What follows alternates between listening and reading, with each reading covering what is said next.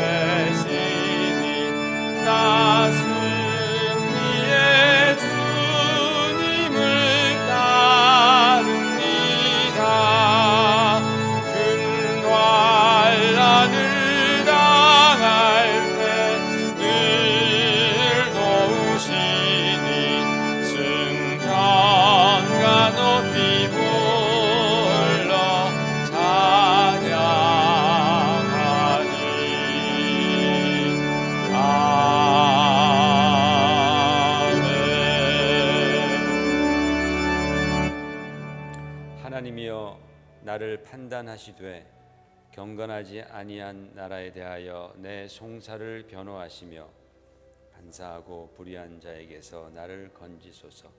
주는 나의 힘이 되신 하나님이시거늘 어찌하여 나를 버리셨나이까. 내가 어찌하여 원수의 억압으로 말미암아 슬프게 다니나이까.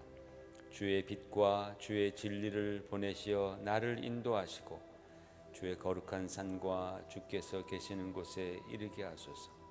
그런즉 내가 하나님의 제단에 나아가 나의 큰 기쁨에 하나님께 이르리이다. 하나님이여 나의 하나님이여 내가 수금으로 주를 찬양하리이다. 내 영혼아 내가 어찌하여 낙심하며 어찌하여 내 속에서 불안해하는가. 너는 하나님께 소망을 두라. 그가 나타나 도우심으로 말미암아 내 하나님을 여전히 찬송하리로다. 아멘. 이 시간 다 같이 앉으셔서 예배를 위해서 함께 기도하시겠습니다. 우리 영혼을 위해서 기도하시고 우리 심령의 이 시편 기자처럼 내 영혼아 내가 어찌하여 낙심하며 어찌하여 내 속에서 불안해하는가. 너는 하나님께 소망을 두라 말씀하십니다. 이 시간 우리가 하나님께 소망 두고 우리에게 능력 주시고 기쁨 주시고 그리고 새 힘 주시는 우리 하나님 바라보십시다. 우리의 심령을 깨끗게 하시고 새롭게 하시는 우리 주 예수 그리스도의 십자가의 은혜를 이 시간 다시 한번 기억하며 감사하며 예배에 성공하게 해달라고 우리 영혼을 축복해 달라고 기도하시겠습니다. 할렐루야. 하나님 아버지 주님의 은혜를 감사드립니다. 오늘도 거룩한 주일 하나님 우리를 잊지 아니하시고 불러주셨습니다. 우리의 걸음을 이끌어 주셨습니다.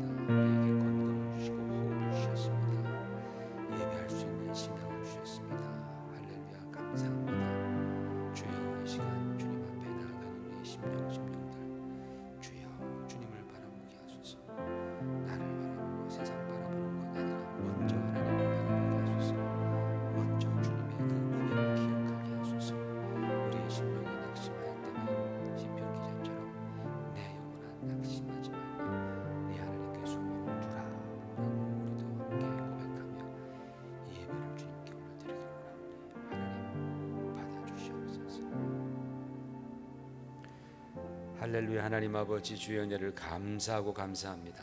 지난 한 주간 동안도 하나님께서 우리를 지켜 보호하여 주시고 인도하여 주셨다가 이렇게 거룩한 주일, 거룩한 예배에 우리의 걸음을 인도하여 주시고 또 온라인으로 예배할 수 있도록 하나님께서 우리의 신앙 지켜주심을 감사합니다. 아버지 하나님, 무엇보다도 마음을 지키라고 했습니다. 그 마음을 지키는 데에서 생명이 남이니라. 주여, 우리가 정말 예수 그리스도 주님을 향한 마음 굳게 지키며 주님, 그렇게 주님 바라보며 오늘도 예배 드릴 때에 주여 하늘문을 열어주시옵시며 성령을 보내주시옵시며 우리의 심령마다 주님의 은혜와 주님의 사랑과 그리고 성령 충만함이 있도록 역사해 주시옵소서. 주님 홀로 영광 받으시기를 원하옵고 예수님 이름 받들어 감사드리오며 기도 올리옵나이다. 아멘. 천지를 만드신 하나님 아버지를 내가 믿사오며 그 외아들 우리 주 예수 그리스도를 믿사오니 이는 성령으로 잉태하사 동정녀 마리아에게 나시고 본디오 빌라도에게 고난을 받으사 십자가에 못 박혀 죽으시고 장사한 지 사흘 만에 죽은 자 가운데서 다시 살아나시며 하늘에 오르사 전능하신 하나님 우편에 앉아 계시다가 저리로서 산자와 죽은 자를 심판하러 오시리라. 성령을 믿사오며 거룩한 공회와 성도가 서로 교통하는 것과 죄를 사하여 주시는 것과 몸이 다시 사는 것과 영원히 사는 것을 믿사옵나이다. 아멘.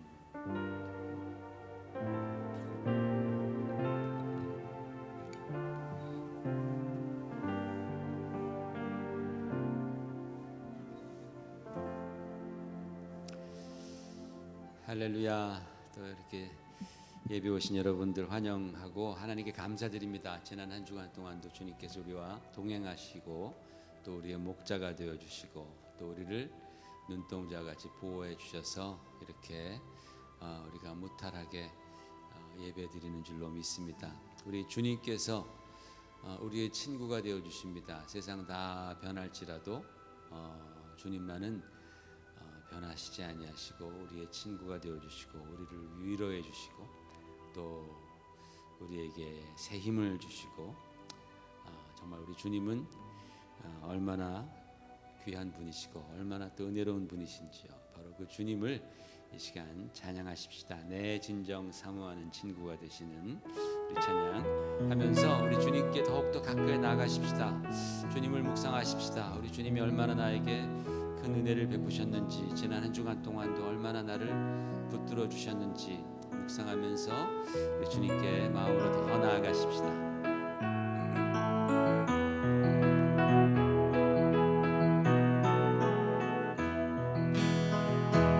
내 진정 사모하는 친구가 되신 주 예수님은 아름다워라.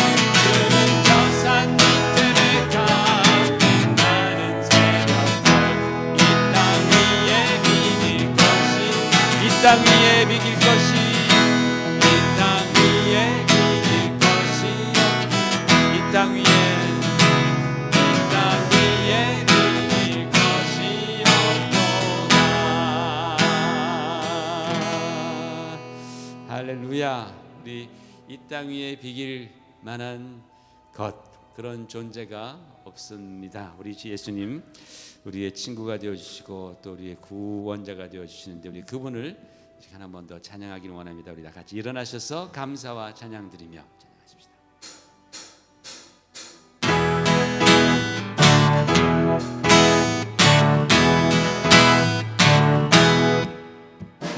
감사와 찬양 드리며 주 앞에 나아가세.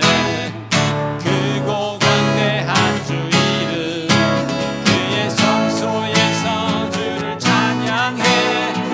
나팔 소리로 찬양하며 인파와 수금으로 호흡이 있는 모든 자마다 온 마음 다해 주를 높이세. 주의 선하심 인자하심이 주의 선하심과 인자하심이 영원하시도다. 주의 선하심 인자하심이 주의 선하심과 인자하심이 영원하시도다.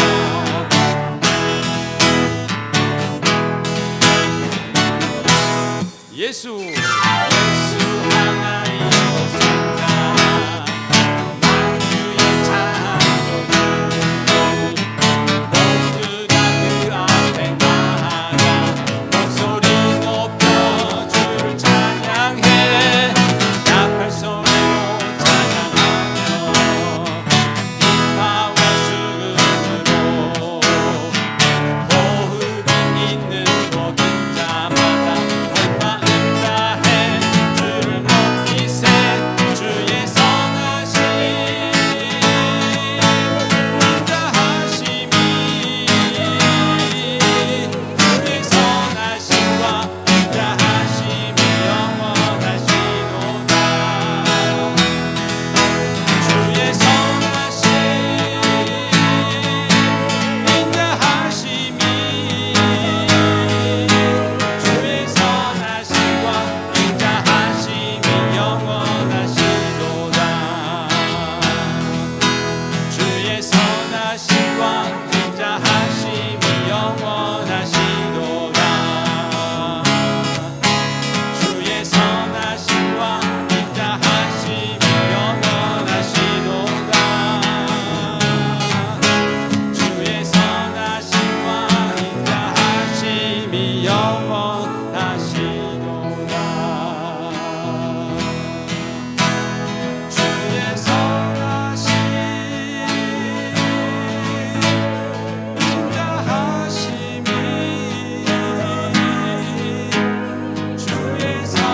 주의 선하심과 인자하심이 영원하시도다. 주의 선하심 인자하심이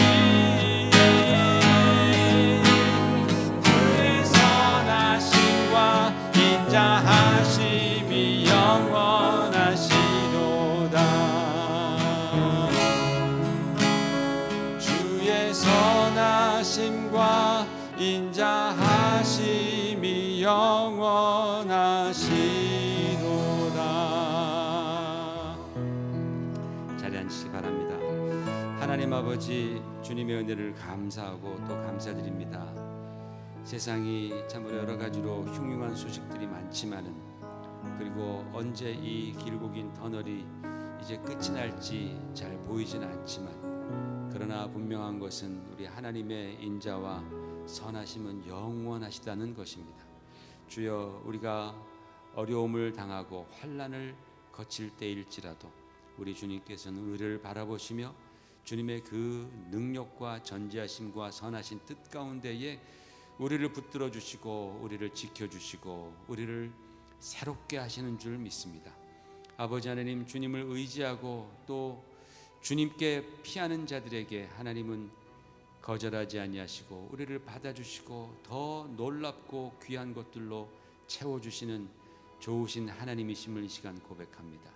아버지 하나님, 주님께서 우리들에게 그 아들을 아끼지 아니하시고 주신 하나님께서 아들과 함께 우리에게 무엇을 주시지 아니하겠느냐라고 주님 말씀해 주셨습니다.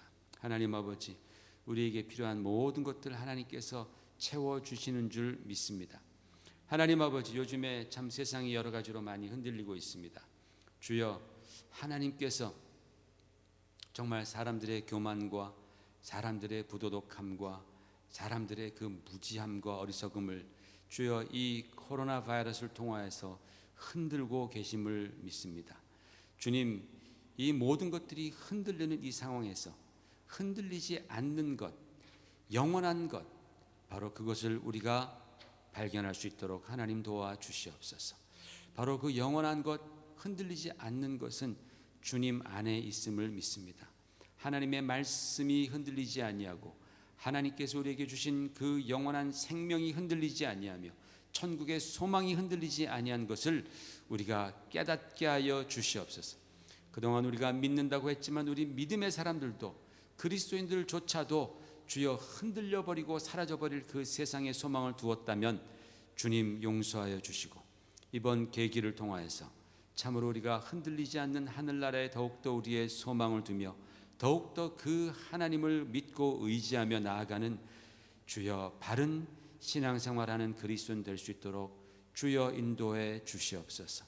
주님, 주변에 많은 사람들이 이 코비드-19으로 말미암아 고통당하고 있고 걱정하고 있고 두려워하고 있습니다.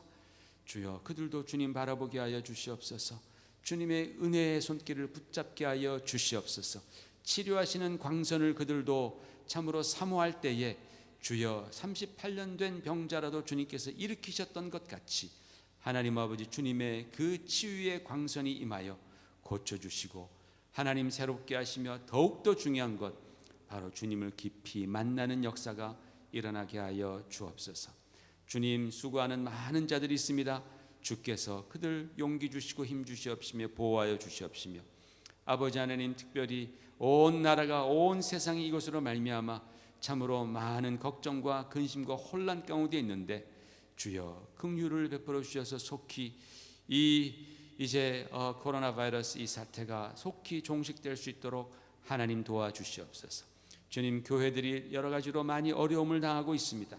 오 하나님 아버지, 주님, 이럴 때 우리 성도들 더욱더 주님 바라보면서 주님, 비록 자주 만나진 못하지만 주님 더욱더 영으로 하나가 되게 하여 주시옵시며 더욱더 참으로 중요한 것이 무엇인지를 깨닫게 하여 주여 주님 바라보며 우리가 참으로 이제 넘어지지 아니하고 주님 함께 다시 정말 기쁨으로 자유롭게 모일 그날에 우리가 큰 기쁨의 찬송 승리의 함성으로 모일 수 있도록 하나님 아버지 교회를 지켜주시옵시며 주의 또 지도자 종들을 하나님께서 지켜주시옵시며 아버지, 특별히 많이 어려움 당하는 교회 하나님께서 은혜 베풀어 주심으로 말미암아 오 주님, 정말 그 교회도 하나님께서 정말 붙들어 주셔서 이제 정말 새 힘을 얻을 수 있도록 하나님, 그런 교회들, 그런 주의 종들, 성도들 하나님께서 붙들어 주시옵소서. 이 모든 것을 통하여서 주님께서 선하신 뜻을 행하시며 주님 홀로 영광 받아 주시옵소서. 감사하고 예수님 이름으로 간절히 기도 올리옵나이다. 아멘.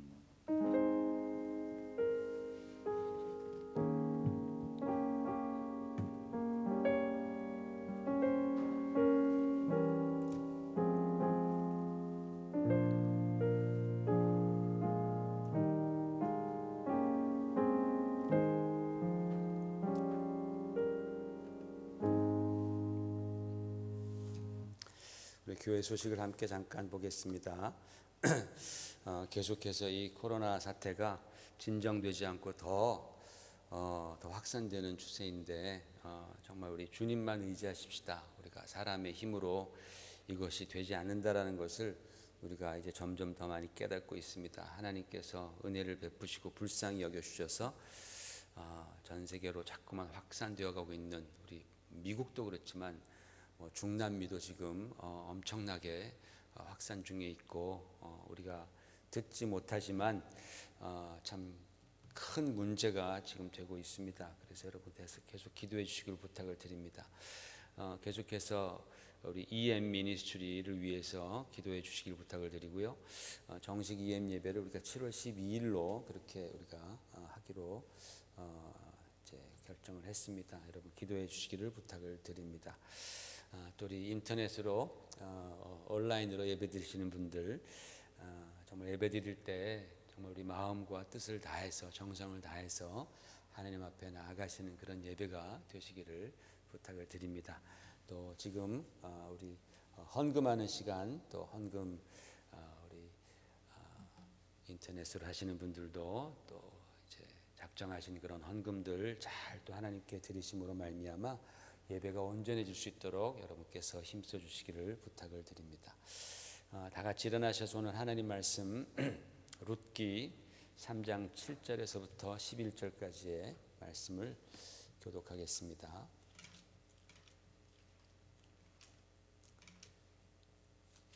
룻기 3장 7절부터 11절까지입니다.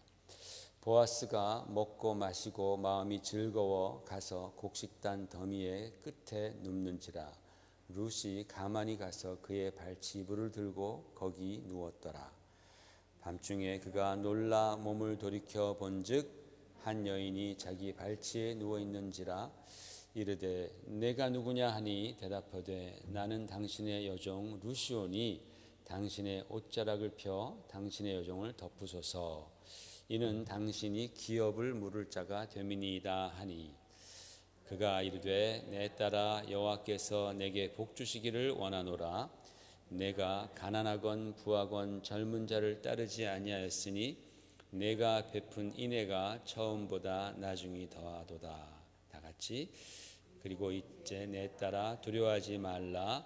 내가 내 말대로 내게 다 행하리라.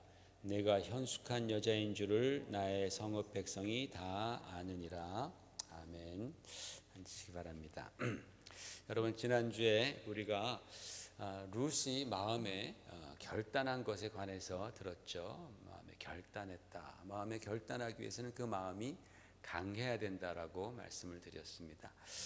룻은 가난하고 또 천한 이방 여인이었음에도 불구하고 그가 결단한 것이 있습니다. 첫 번째로는 하나님을 따르기로 결단을 했습니다. 여호와 하나님을 따르기로 결단을 했고, 두 번째로 하나님을 믿는 백성 안에 자기도 거하기로 그렇게 굳게 마음을 먹었습니다.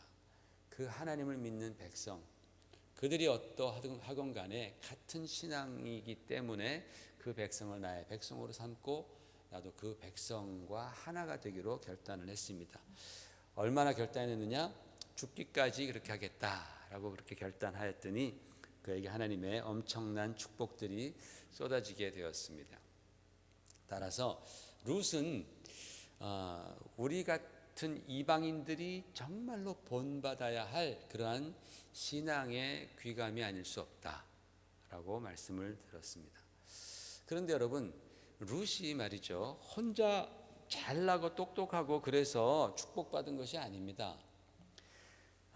룻이 물론 귀한 결단을 했지만은 만일 룻이 이분을 만나지 못했더라면 우리는 아마 지금까지도 룻이란 여인을 전혀 기억하지 못했을 것이다. 이분이 누굴까요? 보아스입니다. 보아스. 보아스를 만났기 때문에 룻의 인생이 변했다. 여러분, 오늘은 우리가 그리스도인이 가야 할 길 세 번째 시간인데 이 룻기로서는 네 번째 이제 설교입니다. 아마 룻기에 대해서 제가 앞으로 설교를 또 하게 될지 모르겠습니다. 아마 한 10년 안으로는 설교를 다시 안 할 것 같은데 이번에 룻기에 대해서 완전하게 거의 룻기 완전 정복 비슷하게 지금 네 번째 시간인데 그리스도인이 가야 할 길이라는 제목입니다. 보아스에 관해서 말씀을 드리려고 합니다. 여러분, 룻기가 나오미 기가 안 되고 룻기가 될 수 있었던 것에는 결정적인 이유가 있습니다. 그게 뭐냐면 바로 보아스를 남편으로 만난 사람이 나오미가 아니라 룻이었기 때문입니다. 만약에 보아스를 나오미가 만났더라면 나오미 기가 되었을 것입니다. 근데 보아스를 룻이 만났습니다. 그래서 룻기가 되는 겁니다. 그런데 우리가 만약에 이게 룻기라고 제목이 붙어서 이 룻에게만 우리가 집중한 나머지 보아스라는 인물을 지나쳐 버린다면 룻기는 헛읽을 정도로 보아스는 룻기에 있어서 핵심 인물입니다. 보아스를 지나치면 룻기는 헛읽은 거예요. 이거 잘못 읽은 겁니다. 룻기에서 보아스가 바로 중심 인물이 된다라는 거예요. 이 보아스가 누구냐? 뭐 다윗의 증조 할아버지니까 지금부터 약 3100년 전쯤에 살았던 실존했던 유대인입니다. 그런데 이 보아스는 굉장히 상징적인 인물입니다. 굉장히 그 인물 자체가 심볼릭합니다. 즉 그 말은 뭐냐면 보아스라는 인물 안에서 어떤 분을, 굉장히 중요한 분을 생각할 수 있다. 보아스가 바로 그 어떤 분을 represent한다, 예시한다, 예표한다라는 뜻이죠. 마치 요셉이나 다윗이 그들 자체의 삶으로 굉장히 중요하지만은 그러나 그 삶을 통하여서 앞으로 오실 어떤 분을, 누군가를 represent 하잖아요, 그죠? 마치 요셉은 은 20냥에 팔려갔다가 배신당하고 팔려갔다가 나중에 그 자기를 배신한 자기의 그 형제들을, 그리고 그 민족을 살리는, 은 30에 팔려갔다가 배신당하여서 우리 민족을 살리고 우리 인류를 살리는 예수님을 그의 삶 가운데서 그렇게 드러내는 것처럼 다윗도 왕으로서 선한 목자로서 그렇게 자기의 민족을 인도하고 먹이는 것을 통하여서 바로 누군가 앞으로 오실 바로 그분을 이제 드러내는 것처럼 보아스도 마찬가지라는 거예요. 보아스도 누군가를 그의 삶을 통하여서 드러내고 있습니다. 누구겠습니까? 바로 메시아로 오실 예수 그리스도를 바로 그분이 드러내고 있다. 여러분 성경을 좀 읽으신 분들은 보아스 하면은 생각나는 것이 있을 겁니다.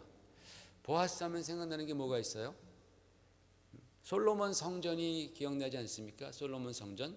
왜 기억이 납니까? 우리 열왕기상 7장 21절 말씀 같이 한번 보겠습니다. 시작. 이 두 기둥을 성전의 주랑 앞에 세우되 오른쪽 기둥을 세우고 그 이름을 야긴이라 하고 왼쪽의 기둥을 세우고 그 이름을 보아스라 하였으며 그랬습니다. 솔로몬이 이스라엘 백성들의 그 염원이었던, 간절한 기대였던 그 여호와 성전을 짓고 나서 그 현관에 큰 두 기둥을 세웁니다. 그리고 그 두 기둥에다가 이름을 붙입니다. 하나는 야긴이고 하나는 보아스라고 이름을 붙입니다.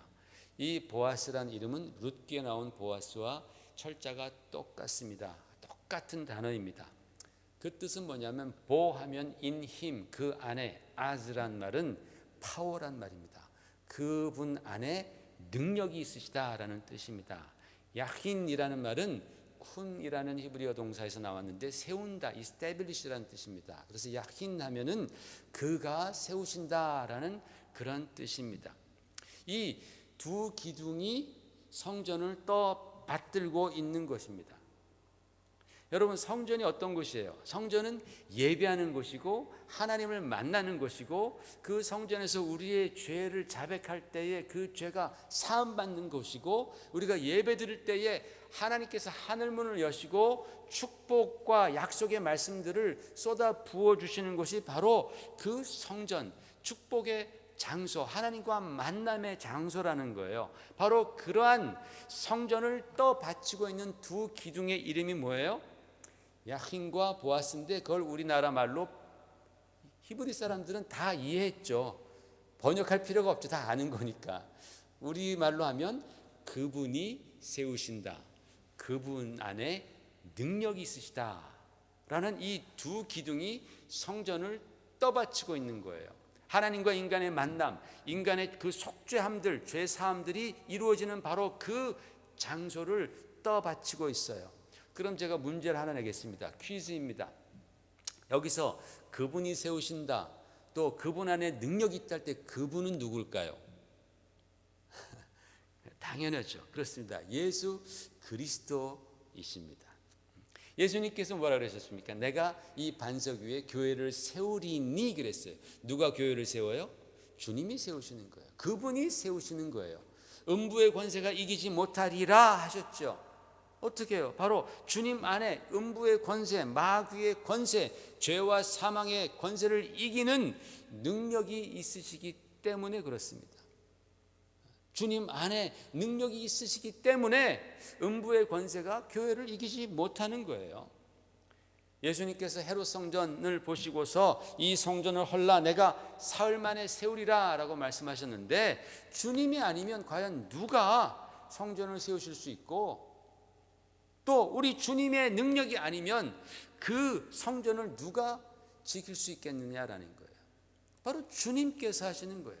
주님께서 친히 세우시고 예수님의 능력으로 지키시는 것이, 그것이 바로 하나님의 성전이고 오늘날 교회인 줄로 믿습니다. 바로 보아스가 바로 그런 이름이다라는 거예요. 여러분, 우리가 지금 어려운 시기, 불확실한 시기를 지나고 있지만 염려하지 마시길 바랍니다. 근심 걱정하시지 마시길 바랍니다. 우리 주님께서 교회를 지켜주시고 우리 주님께서 우리 성도님들, 우리 성도들을 보호해 주시고 이끌어 주실 것입니다. 바로 주님은 능력이 있으십니다. 바로 주님께서 세우셨기 때문에 그렇습니다. 바로 우리 주 예수 그리스도께서 우리 교회의 야힌이 되시고 또 보아스이시기 때문에 그렇습니다. 할렐루야. 할렐루야. 그래서 이렇게 말씀을 보면서 우리는 힘을 얻는 거예요. 깨닫는 거예요. 야, 그렇구나. 교회는 바로 그분이 세우시고 또 그분이 지켜주시는구나. 그분의 능력으로 우리의 신앙도 주님께서 주셨고 주님께서 지켜주실 것입니다. 세상에 허구많은 이름들이 있지만은 하나님께서 보아스라는 이 이름을 택하셔서 성전의 기둥을 삼으셨다라는 거예요. 그런데 그 보아스가 가장 처음 성경에서 등장하는 것이 바로 이 룻기예요.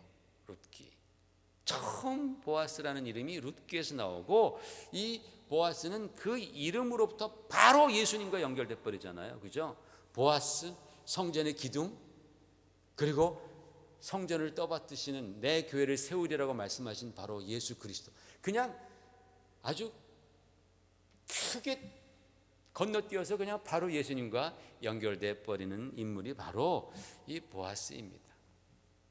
그런데 그게 다가 아닙니다. 이름만 가지고 하는 것이 아닙니다. 보아스가 어디 출신입니까? 2장 4절에 이렇게 나옵니다. 같이 한번 읽어보십시다. 시작. 마침 보아스가 베들레헴에서부터 와서 이렇게 나오는 거예요. 보아스 설명하는데 처음에 이거예요. 그가 베들레헴에서부터 왔다라는 거예요. 너무나 신기하지 않습니까? 가장 먼저 그가 베들레헴 출신이다. 여러분, 제가 지난번에도 말씀드렸듯이 룻기에서 베들레헴은 굉장히 중요한 단어입니다. 굉장히 중요합니다. 그래서 룻기 전체에 몇 번 나올까요? 굉장히 중요하다면 7번 나와요. 딱 7번. 여러분, 성경에서 7번은 이건 완전 숫자, 거룩한 숫자, 하나님의 숫자입니다. 그래서 이 말은 뭐냐면 베들레헴은 다른 도시와는 차원이 다른 그런 하나님이 정하신 곳이다라는 그런 의미가 들어가 있습니다.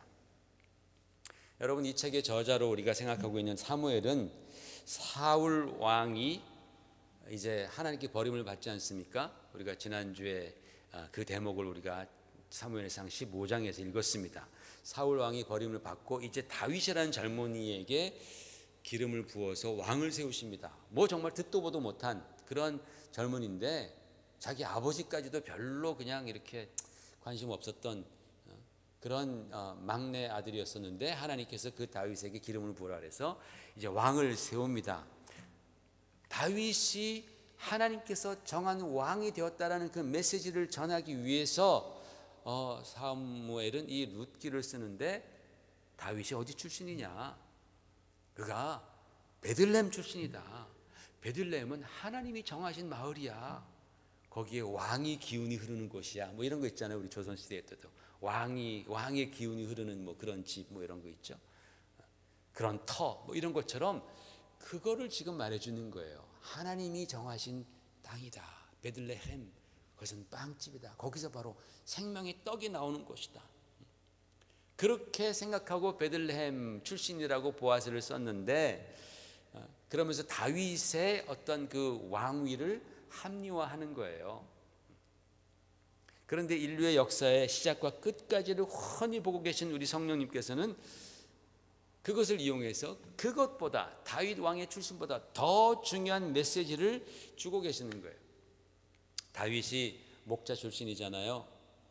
목자 출신으로서 이스라엘 왕이 됩니다. 그리고 이스라엘 백성들을 마치 목자와 같이 돌보면서 먹이면서 다윗은 앞으로 유대인의 왕, 선한 목자로 오실 예수 그리스도를 다윗이 나타냈다면, represent 했다면, 보아스는 이방 여인에게 은혜를 베풀며 그를 구원하시는 온 세상의 구주로 오신 바로 예수님을 드러내고 있는 거예요. 그렇게 상징하고 있는 거예요. 그 보아스란 인물이 굉장히 중요합니다. 바로 그 출신이 어디냐? 베들레헴이라는 거예요.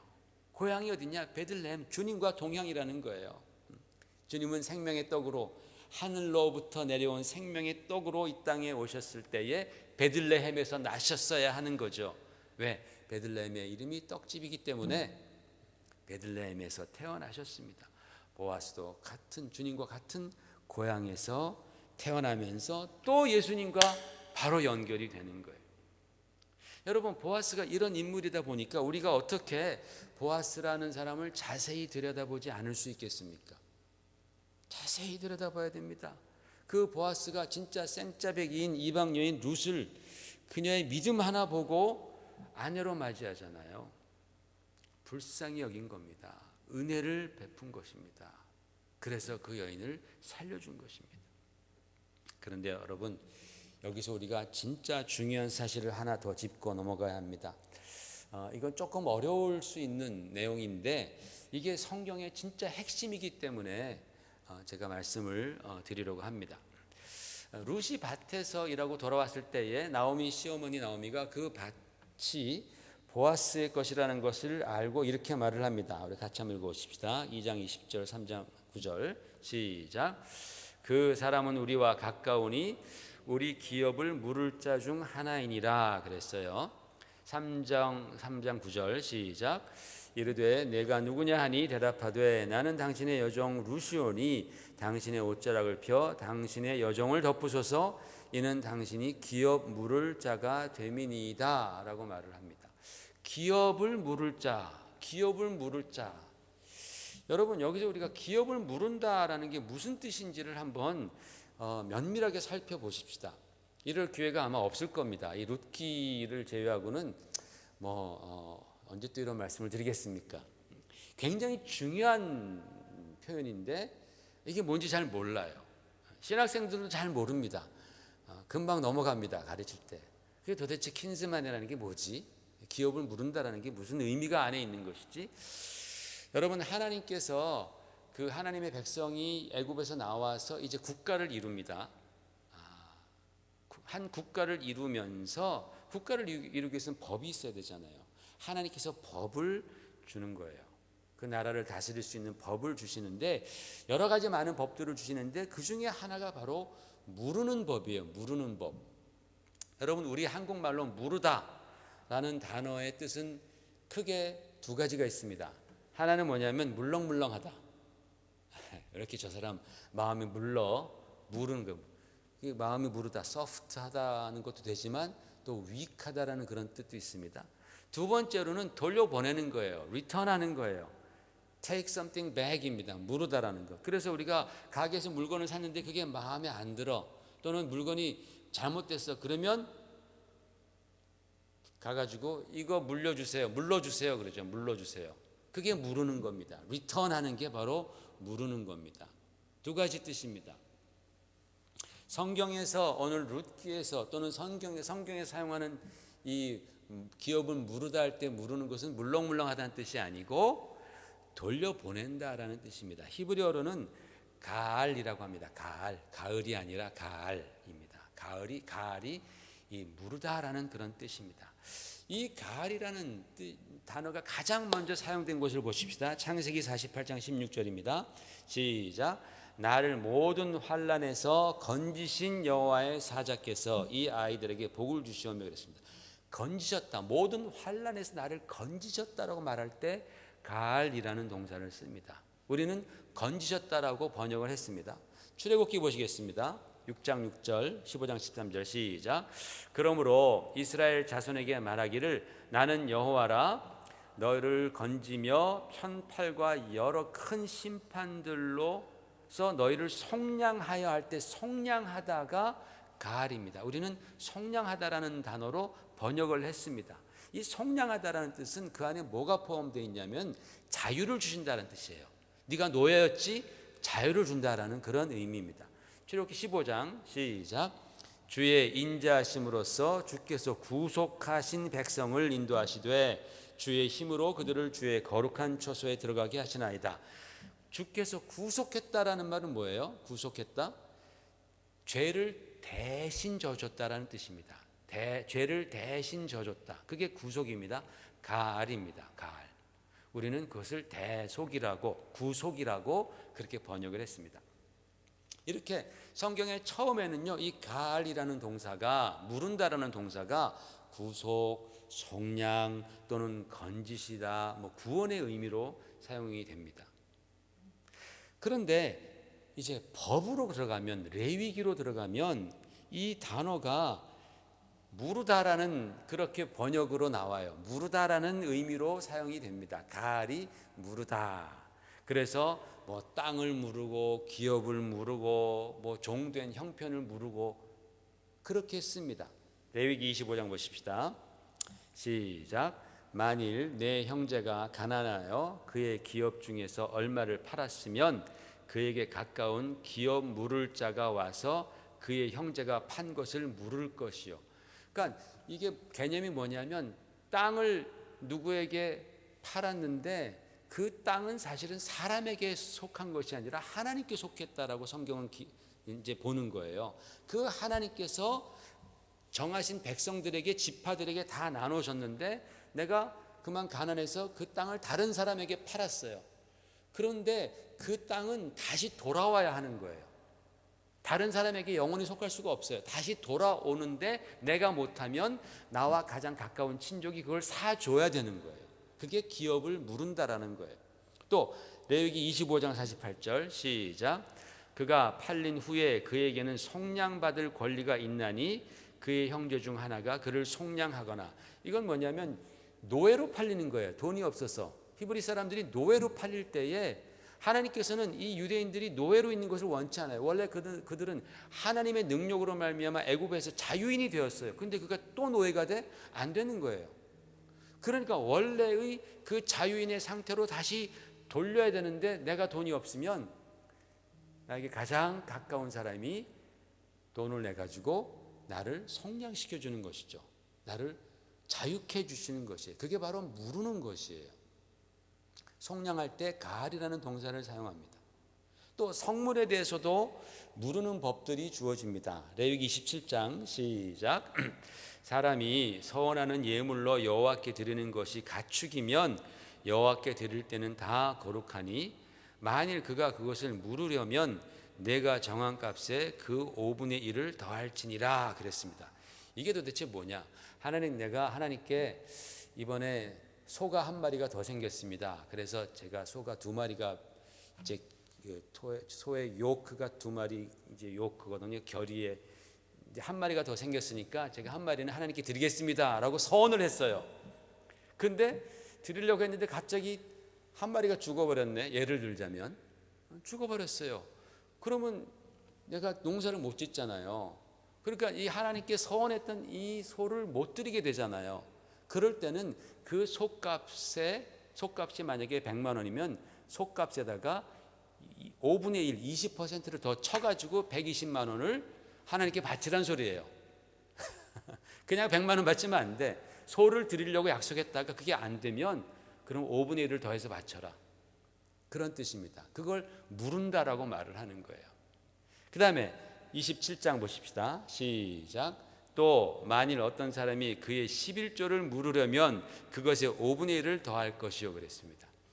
이 경우는 곡식에 해당하는 건데, 예를 들어서 내가 농사를 졌는데 쉽게 생각해서 쌀 12가마니를 얻었어요.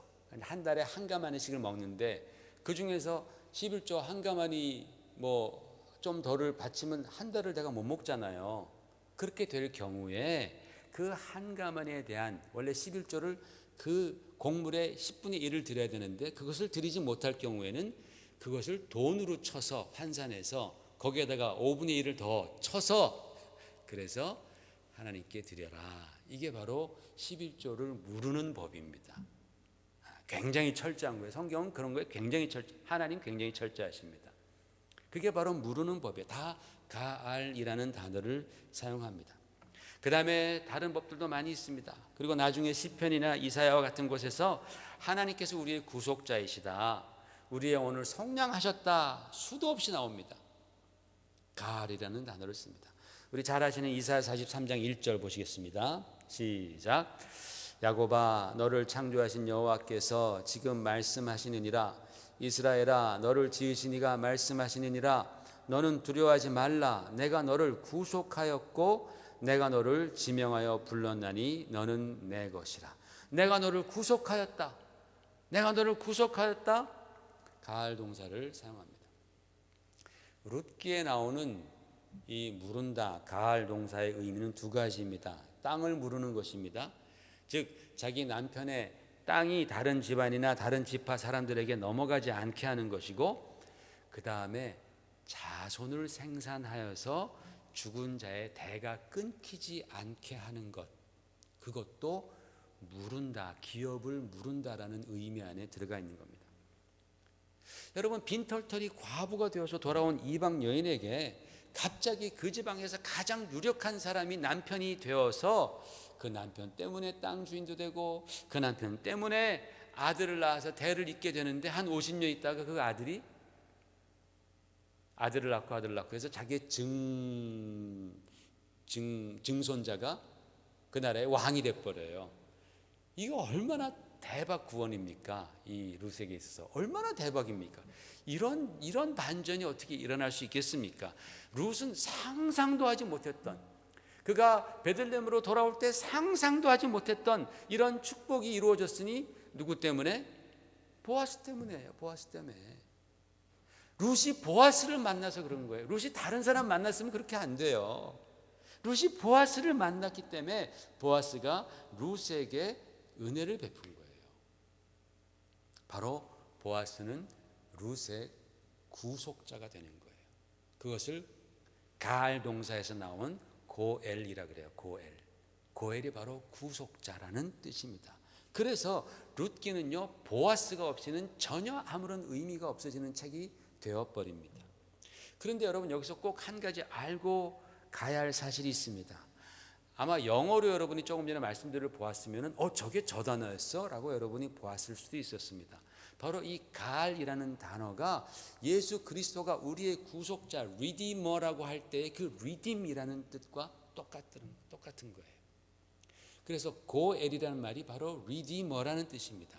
가알이라는 뜻은 리딤한다는 뜻입니다. 구속한다, 속량한다, 리딤이라는 뜻입니다. 우리가 예수 그리스도 나의 구속자이십니다. 리디머, 바로 가알이라는 단어입니다.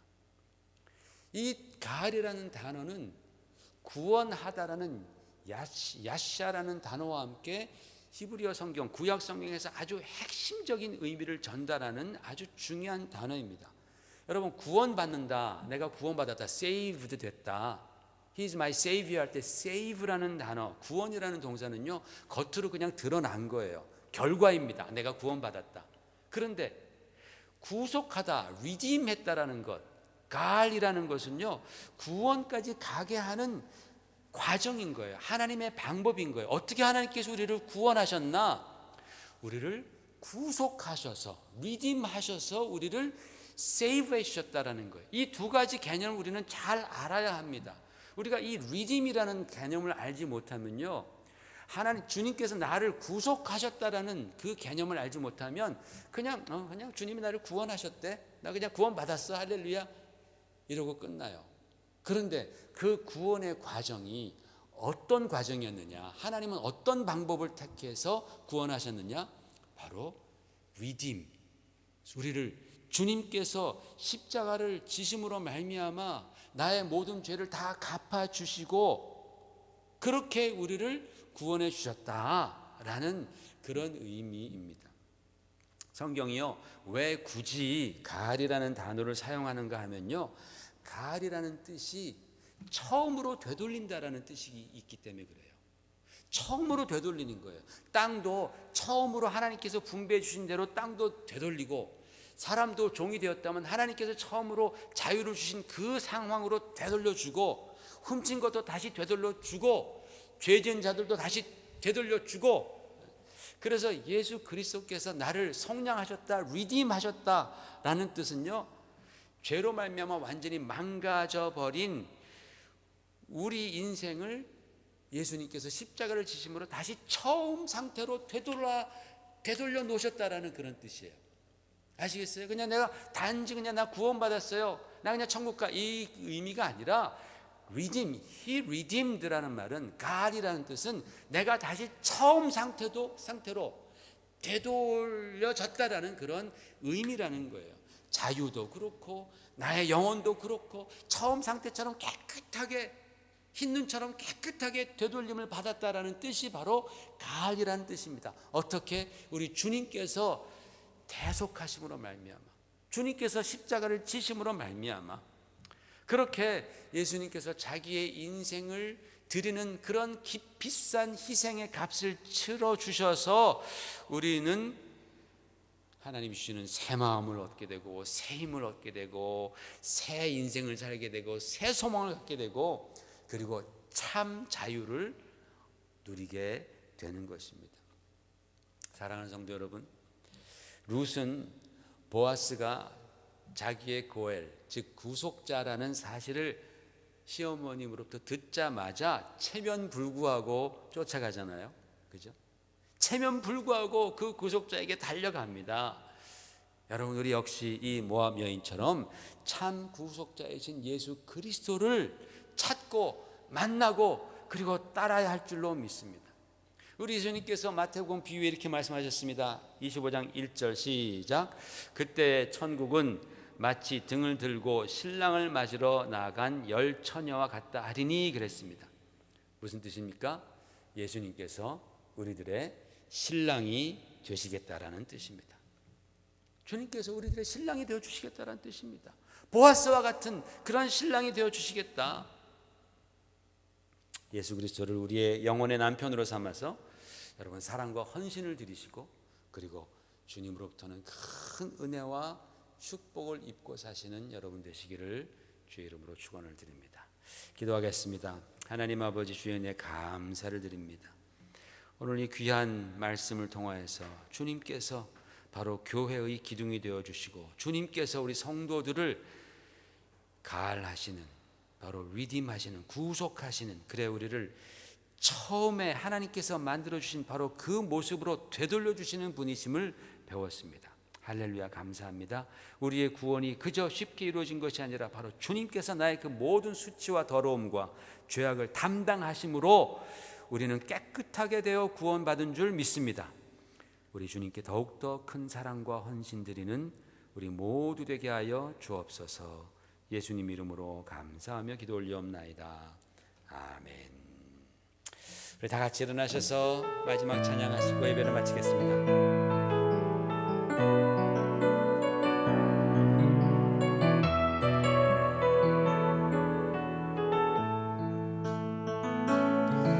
나의 안에 거하라. 나는 내 하나님이니 모든 환난 가운데 너를 지키는 자라.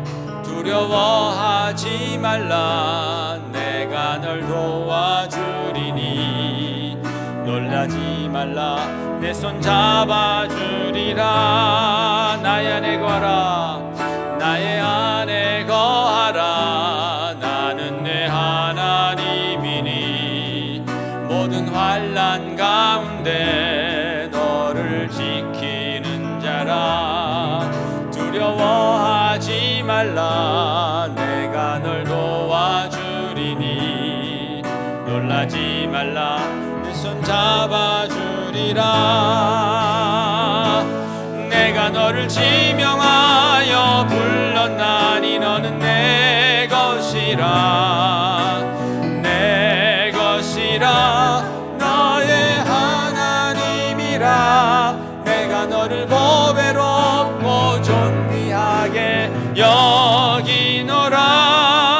너를 사랑하는 내 여호와. 내가 너를 지명하여 불렀나니 너는 내 것이라. 내 것이라. 나의 하나님이라.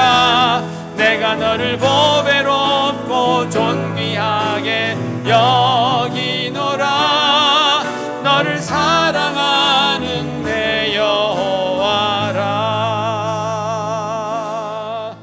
주님 감사합니다. 귀한 헌금으로 주님을 섬깁니다. 바친 모든 손길들, 가정들 하나님 기억하여 주시며 그들의 사랑과 헌신과 수고와 주님을 향한 간절한 소원들 하나도 땅에 떨어지지 않고 주님 다 기억하여 주심으로 저들의 인생이 복된 인생 되게 하여 주시옵시고 구속자를 만나 뵙고 정말 새로운 인생, 새 마음, 새 소망, 새 기쁨으로 충만한 인생 되도록 주여 역사해 주시옵소서. 어려울 때지만 주님 함께하여 주심으로 말미암아 부족함이 없도록 채워주신 줄 믿습니다. 아버지 건강도 채워주시고 물질도 그리고 관계도 하나님 아버지 채워주시옵소서. 지금은 우리 주 예수 그리스도의 놀라우신 은혜와 하나님 아버지 극진하신 사랑하심과 성령님의 감화 감동하시고 교통하시고 역사하심이 오늘 주 예수 그리스도를 신랑으로 맞이하며 주님을 더욱더 사랑하고 따르고 주님께 소망을 두려는 우리 사랑하는 성도들 머리 위에와 교회 위에 지금부터 영원히 함께 있을지어다.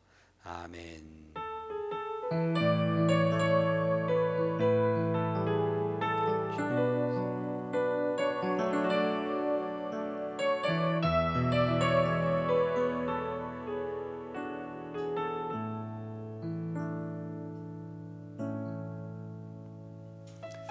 감사합니다.